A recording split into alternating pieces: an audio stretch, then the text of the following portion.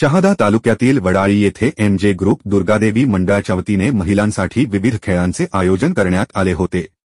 यावेळी डॉक्टर सचिन सुरेश पानपाटील व डॉक्टर प्रियंका सचिन पानपाटील यांचा मुलगा चिरंजीव संकल्प याच्या 3ऱ्या वाढदिवसानिमित्त विजेता स्पर्धकांना साडी चोळी आहेर व आम्रवृक्ष भेट म्हणून देण्यात आले। स्पर्धेत एकूण 50 ते 60 महिलांनी सहभाग घेतला।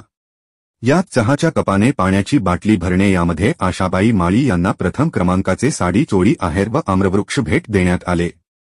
जोडीदारांच्या मध्ये फुगा घेऊन जाणे यात जयेश माळी व काजल माळी या दाम्पत्याला प्रथम क्रमांक मिळाला। फुगा फुगून ग्लास गोळा करणे यात छाया माळी तर फुगडी खेळ स्पर्धेत रत्नाबाई ठाकरे आणि दोन्ही पायात फुगा घेऊन शर्यत पार करणे या स्पर्धेत देव्यानी पवार यांना साडी चोळी आहेर व आम्रवृक्ष भेट देण्यात आले।